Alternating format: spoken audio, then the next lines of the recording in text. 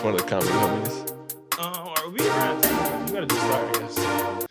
Hey, Connie, young Jeezy. Please don't take the one job I have in this town. Please don't take it. I started the singing before, and then you've taken it over since. I don't give a shit. Sorry, I'm trying to get myself together. Sorry, I'm trying to set up our set, Sam, while you get to sit here and act like talent and relax. Oh, are we not recording? You're recording. Okay, always chaotic. Because listeners, hello, This is Sam Salem. We will be having a pre-production meeting, and then Danny just starts singing, and that signifies the start of the pod, and I'm never ready for that to happen. You're everything I need. You're everything I need. Is that love song or God song? No, it's Casey and JoJo. I mean, that might even be right. You think I'm listening to Casey and JoJo? You should be. I mean, I should be, but do you think I was exposed to that growing up? Yeah, you should be. Hello and welcome to the Callbacks podcast. Yeah. This is your co-host, Sam Salem. Yeah. From the white delegation. And to my right, the camera's left. Yeah. Last name Sellers, but you better start buying the stock now. Please. Deacon Dan, a.k.a. Little Dan Dan, a.k.a. Mental Health King. A.k.a. Mr. Put That Stuff On. I'm trying not to cuss this early in the podcast because you know what? I'm Danny going Sellers. Corporate, bruh. You're going corporate? Yeah. I mean, you are working for bigger productions these days. You're working with Kevin Hart. Yeah. Say it. I wasn't gonna say it. Say it if you're gonna say it with your chest. You're working with Kevin Hart. Also, I met your manager today. Where at? Barnes and Noble. Nice. Did he like? Oh, you look familiar? No, he knows Julian Stern. He's been on the podcast. But they know each other. He's like, "This is Sam." He's like, "Oh, hey," and then Julian was like, "This is Danny's manager." I'm like, "Oh yeah, I have a podcast with Danny." He's like, "Oh, okay." Phenomenal. Yeah, your boy. Okay, so this is crazy. I was at a party last weekend, and some shorties was like, something about we went to school at the same place but at a different time, or we knew each other from a different instance. Mm-hmm. And I said, after they said that, I'm like, yeah, you got to be a really good person these days because the world is small. Yeah. And these two shorties was like, what do you mean by that? And I'm like, I'm not saying I'm a bad person, but I'm saying you have to be a good person because the world is small. And we had this 20-minute conversation. We were all also intoxicated. We had this 20-minute conversation about why would you say it like that? Why didn't you just say like... That seems like a very normal way to say it. Yeah. Okay, thank you.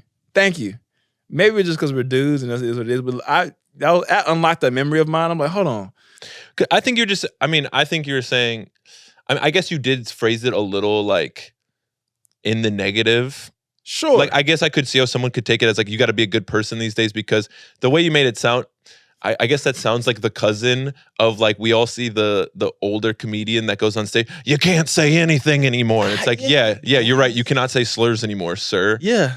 So I get how they could kind of equate it to that. But what you were just saying was like, hey, it's actually just good practice. To be a good person. Be kind to everybody because you're going to run into that person again. Thank you. That's all I was. And when I tell you it was a 18-minute converson and I made an excuse to leave. Was it white women? Sam, yes. These white women trying to twist a black man's word on Martin Luther King. Since the fucking on Martin Luther King Jr.'s weekend, 1600s. On the Martin Luther the King Jr. I'm trying to find a Coretta. I'm not gonna lie, not on some Jonathan Major shit, but like a nice. I need like a Coretta / Trina. That's what I'm looking for. Like a Coretta. Like okay, you know what I'm saying. Do you think you're worth a Coretta? Facts. Yeah. Martin, I'm doing all the same shit Martin was doing at a lower scale. Martin was in the streets. I'm doing everything Martin was doing at a lower. The greatest civil rights leader.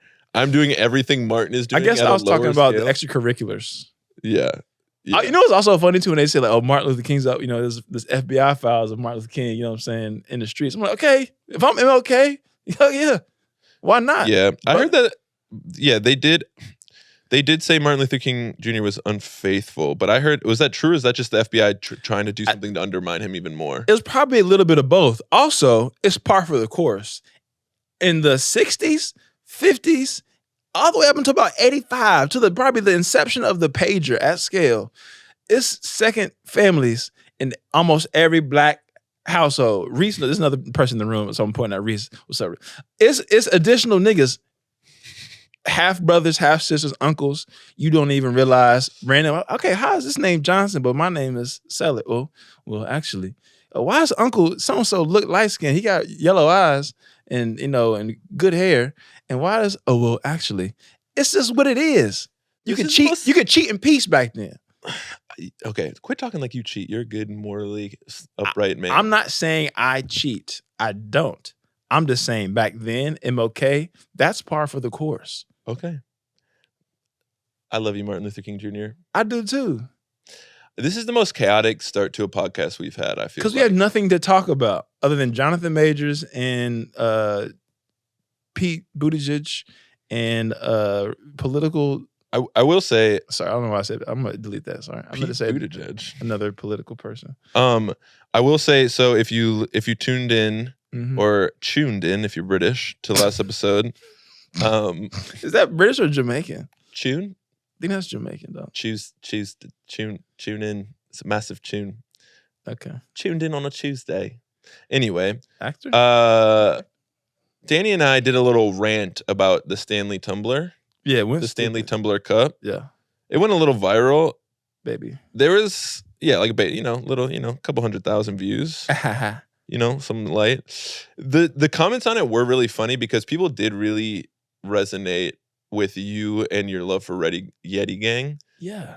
But this is what's so funny to me is this reminded me because you just said we have nothing to talk about. A common comment on any podcast clip that people find like uninteresting, they just put, "Yeah, let's start a podcast, bro. We should start a podcast." It's basically just saying like two bros just talking like, "Dude, people need to hear this." Yeah. But it's like, sir, look at the rest of these comments. Yeah. People are agreeing with us. Yeah.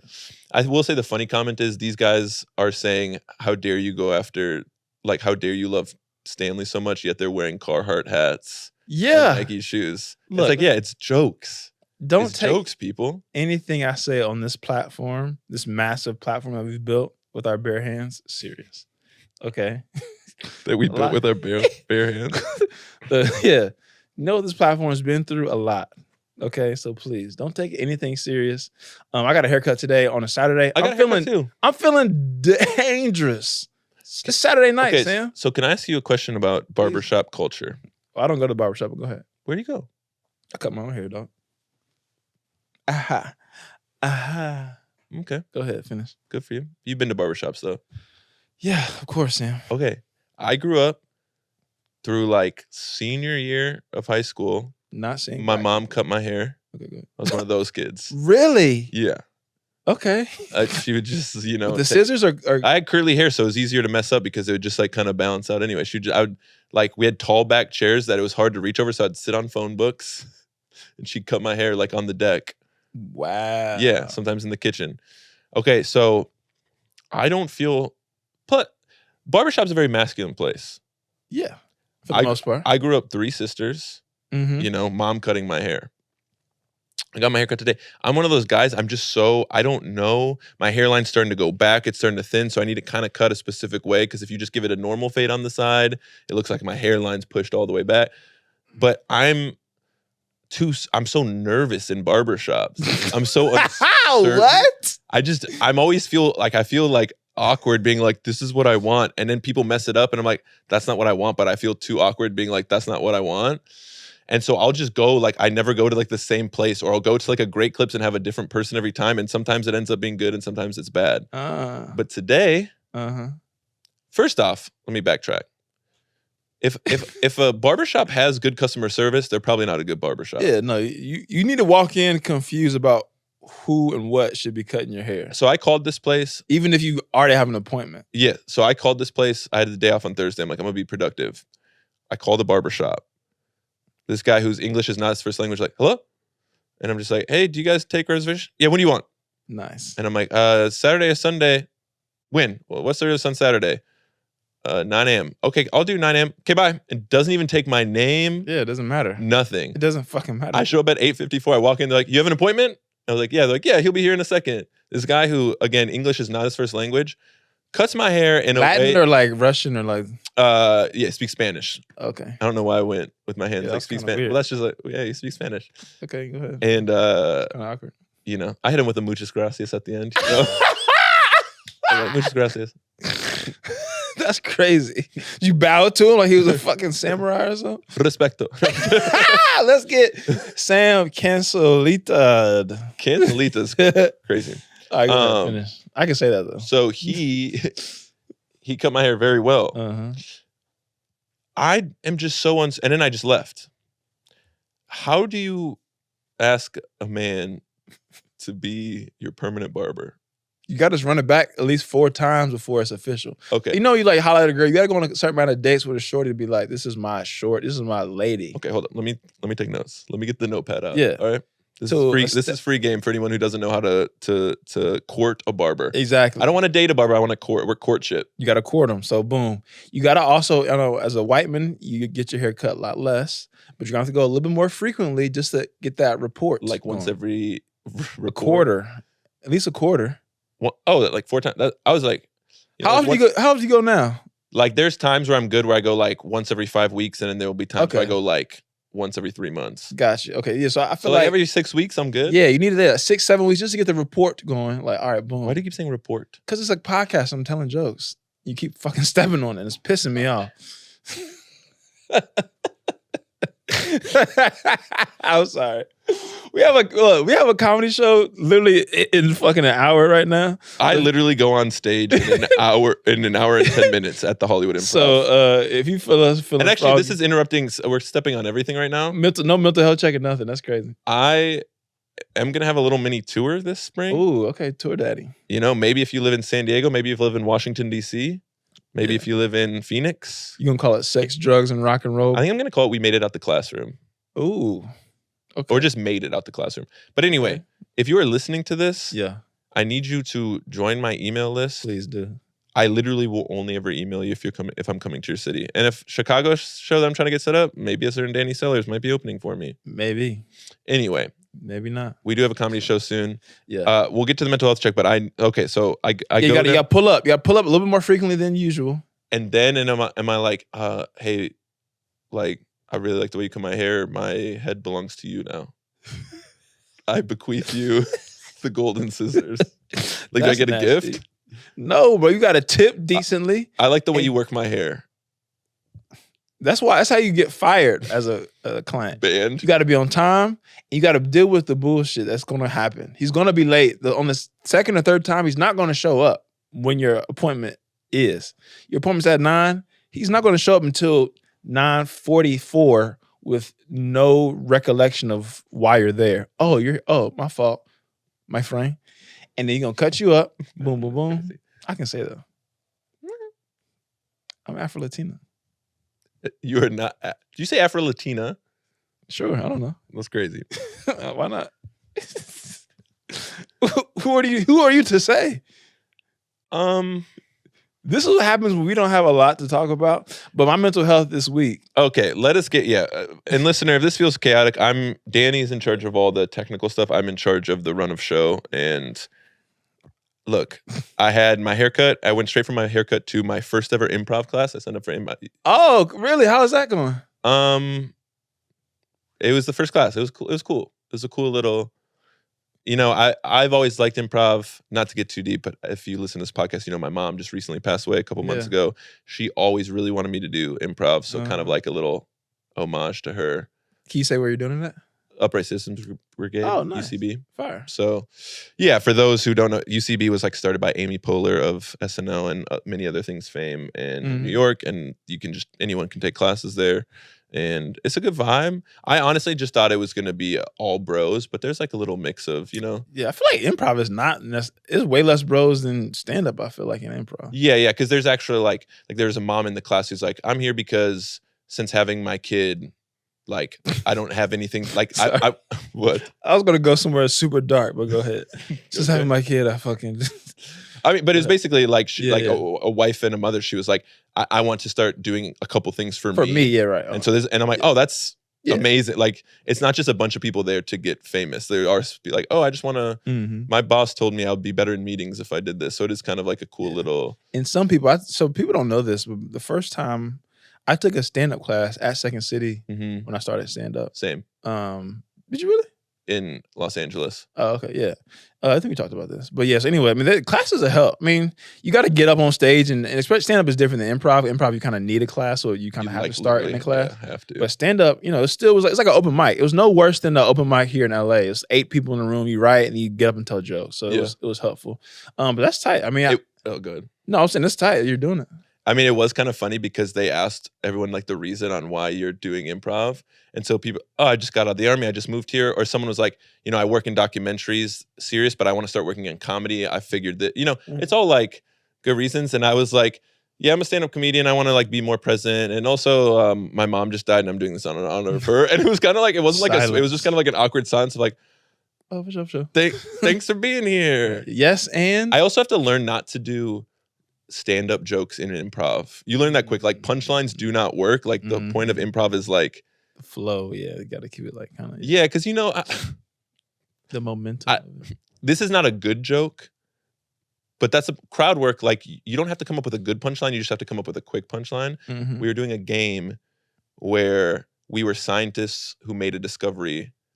We were scientists on a panel who made a discovery that part of the Earth is hollow. And we were going to be making a tunnel to get down there. And someone brought up tunneling down there and like, well, how are you going to do it? And I don't know if you've been paying attention to the news. Yeah. But the Jewish joints? There's tunnels in New York City that these like from a temple where these Jewish men have just like made tunnels to get around New York easier. Yeah. And so when someone's like, oh, how are you going to get to like I was like, well, if we're tunneling, we're going to lean on the knowledge of the Hasidic Jewish population in Brooklyn. Yeah. And everyone just got so uncomfortable and it got really quiet. That's annoying. That would annoy me. I was like, do you guys not? It's happening in the news right now. Yeah. They're also, improv people are sometimes different people too. And I think I'm trying to do stand-up punchlines, which don't work. They're just humans. Mental health check. Oh, yeah. Our favorite segment that we usually start off with, because we're some mental health kings. I'm more mentally well-adjusted than Danny. But okay, yeah. You have a loving wife in the house. You should. This is the part where Danny Fillers gives his mental health check. He gives a little, how's his mental health doing? So take it away. What's up? How y'all doing? Dr. Dan here, Mr. Put That Shit On. My mental health this week feels like a nap on a Friday night. You take a nap and it's like, this nap could either help me get out in the world or I'm going to wake up at 2:00 in the morning and can't go back to sleep. Yep. That's how I'm feeling right now. I'm feeling really in between.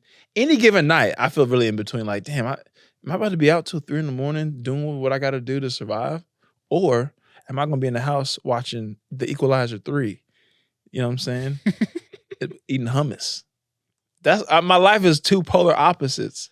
And I'm okay with that. Eating hummus during The Equalizer 3 just sounds like you're either the most content person in the world or you need to be put on some sort of watch.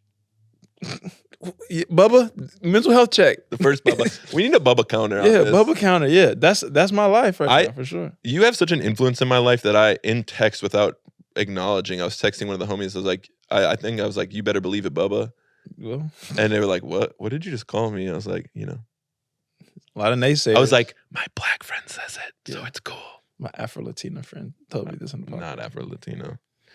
My mental health is how you feeling? like, I mean, I think it's like when people wear Adidas shoes with Nike socks. That's what I'm doing right now. It's just like, why? But I got them scrunched up so you can barely tell. Yeah. If you're going to be Mr. Put That Stuff On.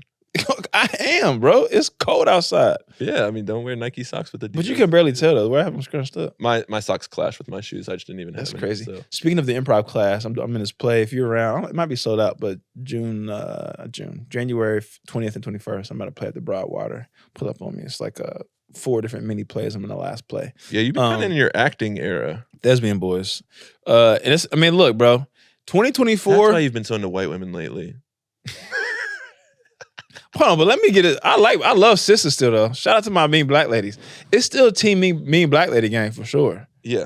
So I love that for you. Yeah, I'm just in my what it is era. That's all it is.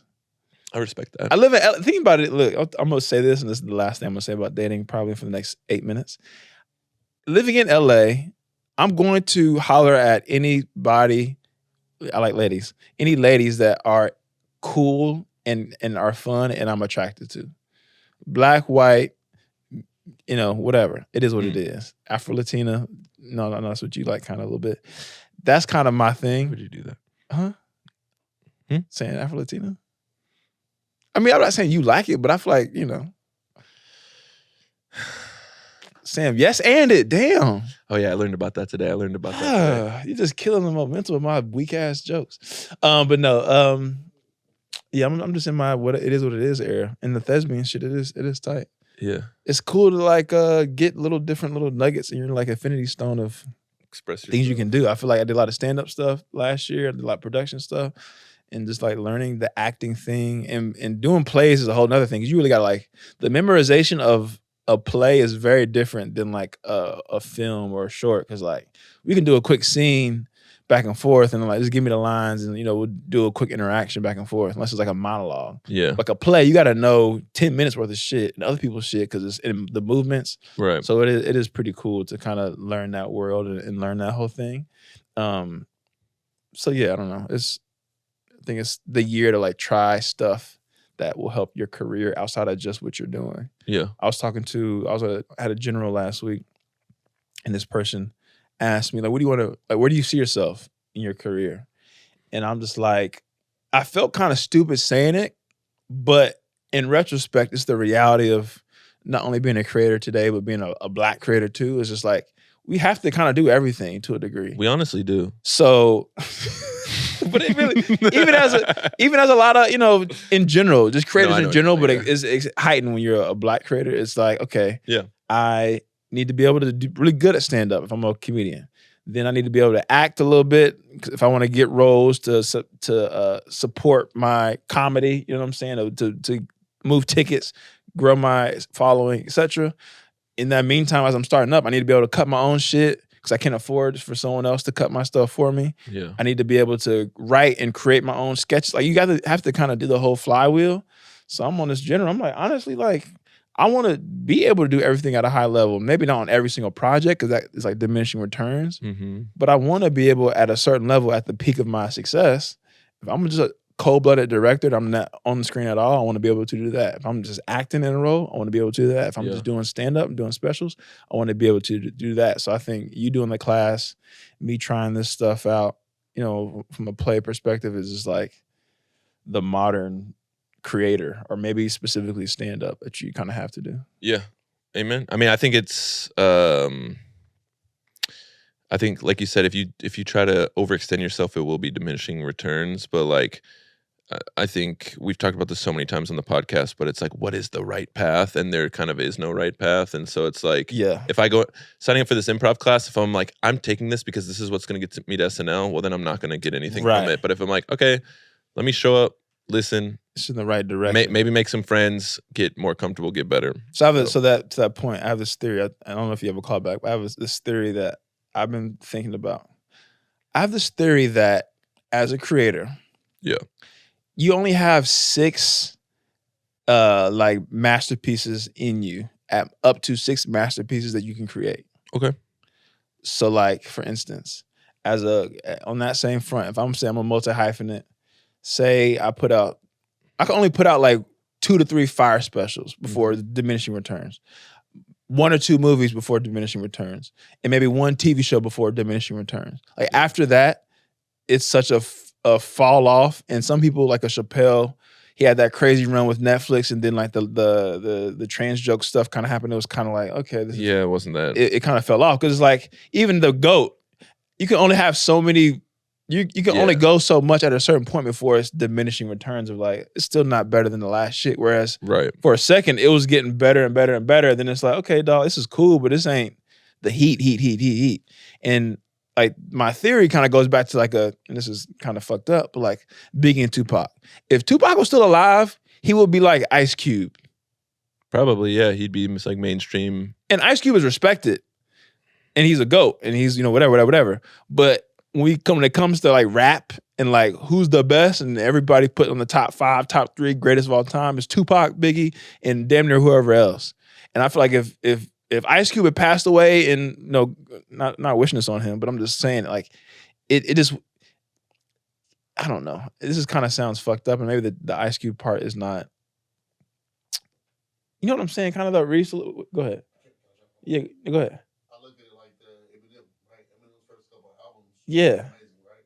But you can ruin your own legacy over time. Right. So recent on Mike, he said Eminem is another example. Like his first couple albums were amazing, and then after a while, you kind of it's just diminishing. You can only make so many magnum opuses before it's diminishing returns.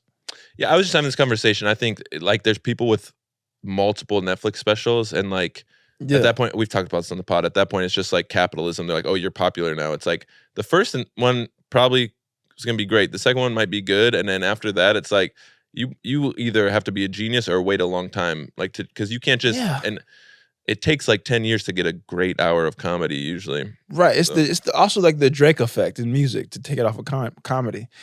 It's like now it's kind of like corny to like Drake, even though our generation kind of grew up on Drake. So I feel like we have a different relationship to Drake than like that Mos Def interview. Yeah, that was exactly. That's a prime example. The Mos Def interview. This is an interview with Mos Def. One of the GOATs essentially was saying, like, the reporter asked Mos Def, do you think Drake hip hop? Is Drake hip hop? He was like, it's kind of like Walmart music, like shopping music essentially. Yeah. And to a degree, I think Drake still makes fire, but there's some truth to that because you've put out fucking 11 albums in 15, 16 years. You know what I'm saying? Like at a certain point, even if you're the GOAT, if you're that big, you got to be a little bit bubblegum. Sure. So, yeah. Like, and that, to your point, like it's, yeah. So I feel you. And I think, we all get into these things in this world with different intentions. So if you're Drake and say, I want to be the best, biggest, richest person in the world, he did it. And there's no shame to that game or, whatever. But yeah, I don't know. It's just like maybe it's just a taste thing or your preference or like where you see yourself creatively or what you need to establish that, oh, I was successful in this thing. Yeah. Versus some people was like, yeah, bro, like Eddie Murphy. Like if Eddie Murphy kept doing stand-up, we would not look at Eddie Murphy the same way. We look at Eddie Murphy. Mm-hmm. Definitely. And that doesn't make him any more or less funny than he's still a GOAT. But if he put out 3 more specials, one in fucking 2004, another one in 2008, and one last year, we'd be like, damn, like Raw was great. That's what makes Prince. Prince is like the stories about him is he would just like magically appear at a party and then disappear without saying goodbye, and it's just like the less people know the mystery. But it's scary though, being in this town, because it's like the money I don't know if I would do it differently necessarily if I got the opportunity to do all this stuff. I think the main worry is just get that one opportunity first and then worry about the rest of the stuff later. So I'm not even close to getting the opportunity. But before we get out of here, this is a little short little check-in. This isn't really a callback, but calling back to our youth. We're both big sports guys. Big. But we've chilled out. I feel like being in entertainment, like, we're recording the podcast. We got shows tonight. Like the NFL playoffs are going on as we speak. Yeah. Like me as a kid would never imagine myself like, no, I'm not going to worry about like watching those games. When was the moment, and I feel like a lot of people as you grow up, you have these realization. When was the moment you realized your sports fandom was a sickness?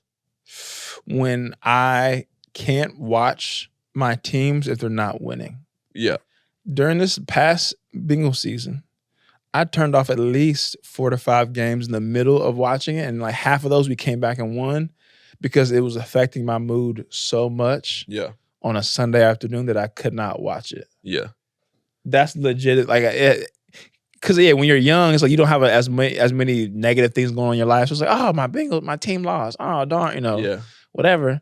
And now when like you need this, I need this little piece of hope as a release for the day.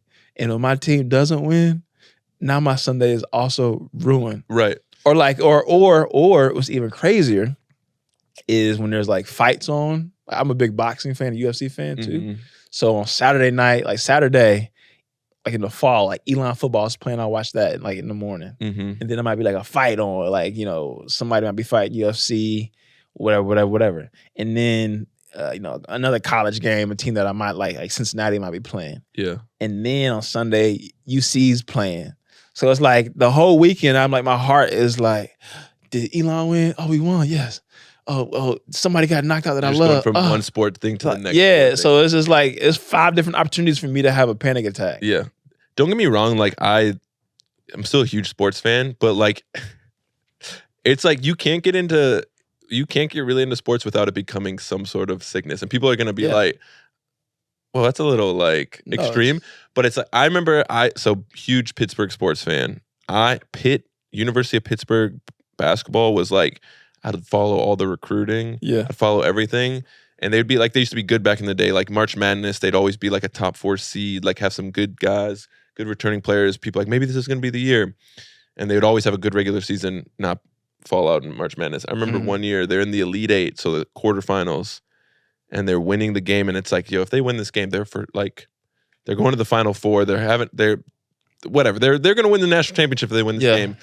And at the buzzer, they let the Villanova guard go coast to coast, layup at the buzzer. I literally laid into my room in darkness for the next hour. Yeah. And my friend's like, are you coming out? And I said, I remember fine. that. Yeah. Fine. And I've dressed in all black. Like I literally, as if I was going to a funeral. Yeah. Just because a bunch of 19 to 22-year-olds couldn't win a basketball game. No, it's crazy. And I put on all black and I was like, hey guys, what's up? And they're like, you good? I was like, yeah, I'm fine. And then I just like the next day I was just like, yo, I need to chill out. I just can't. Yeah. And sports betting has only made it worse. Are you a bettor? I'm not a bettor No, at all. honestly, here's what I'll say about sports betting. If that's what you like to do, go for it. I've been to a casino before. I've played blackjack. I get the fun in it. I've done fantasy. Yeah, and like playing fantasy football is a form. Like, I get that. I think it is so messed up that ESPN, who can like is sports media, now all of a sudden launch their own gambling site. No, that's crazy. Yeah, Sports. because they can be like, oh, we're going to place the odds for who's going to make the college football playoffs, but then we're also kind of in charge. We have like a lot of influence on who actually makes it. I think a little bit, yeah. I think that's like my one like old boomer take. I'm like, sports gambling is gone too far and it's becoming too mainstream where I think it's gonna get messy. I mean, there's no going to about it. I think it already is. I was in a group chat with my homies. This is the last thing I'll say on this about the NIL shit with college. Yeah, and, like, kids.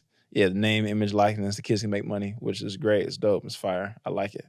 But it also has just changed the way college, at least football, specifically because kids stay longer. Yeah. It's like these kids go to 3-4 different schools easily now. Mm-hmm. Whereas like back in, just 10 years ago when I was in school, we were in school, to go to like 2 schools is like, oh, he transferred into this school. Like, and that's kind of unique. Like you might have 4 to 5 guys on like a 100-person roster that was a scholarship guy somewhere else and like transferred down to like our level or transferred or whatever. Right.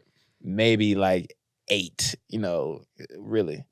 But now it's like every year half the team was from a different school. And you got kids that commit and then they decommit if they get another deal. Like it's kind of like insane.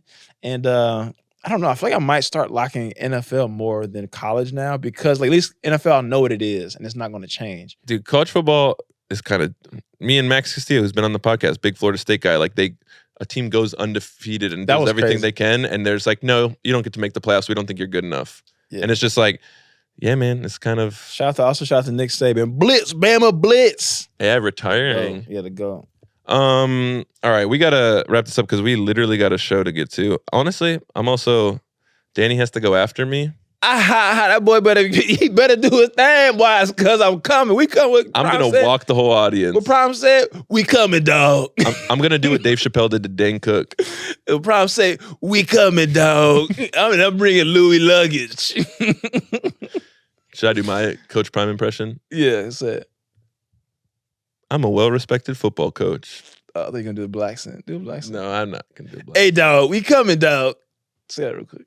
I'm definitely not gonna say that in a black These accent. darn Negroes say that. Let me hear your Joe Biden impression. I don't have I'm every other fucking white man comedian does a Joe Biden impression is pissing me off. I don't do impressions at I've all. seen so many white men do. It's like the new Arnold Schwarzenegger. Like, give it up, Bubba. Write some jokes. Also, shout out to the AI. AI getting these motherfuckers scared. Like the George Carlin AI joint that came out. It was like Artificial hacky. It was like intelligence. decently hacky jokes.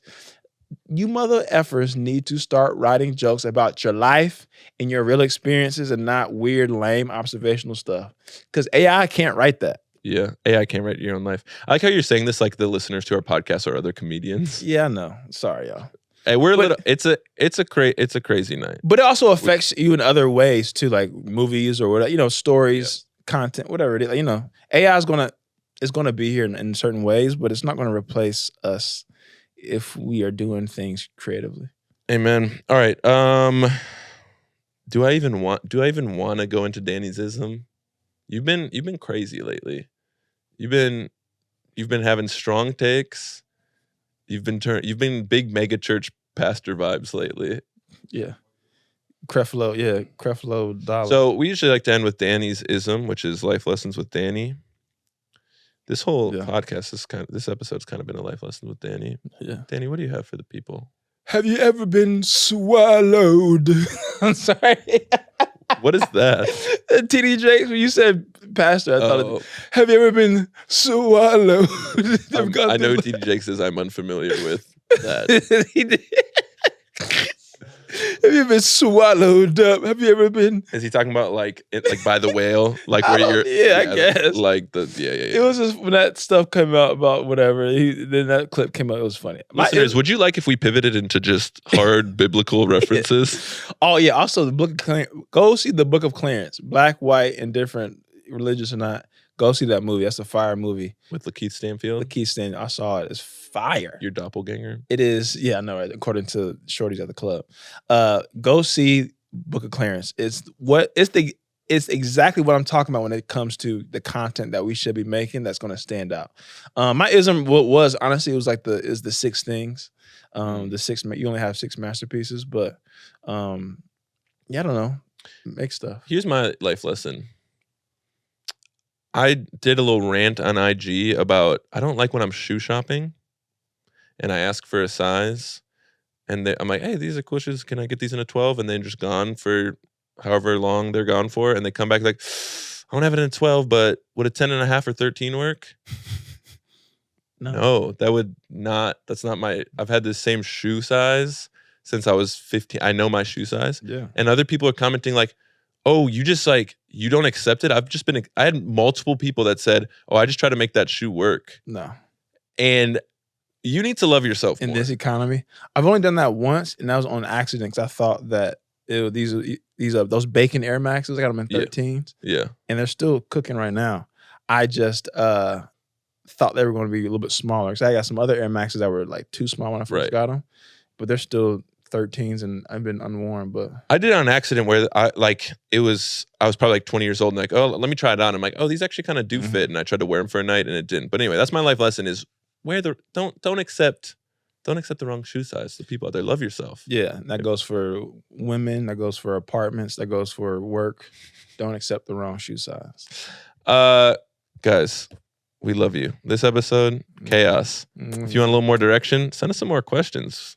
Yeah, or just let us cook. But next week, I'm gonna come with the structure. But you guys also like us off the cuff. Danny's charming. Yeah, I probably edited all the weird stuff I said anyway. So that whole Stanley, if you watch that clip, our most watched clip, I didn't even tell Danny I was gonna say that, and he just Stephen A. Smith ranted his way into gold. Yeah. So, shout out to Stephen A. too for coming at Jason Thicklock's head. All right, we gotta go. we gotta get to the show. Drive home safe.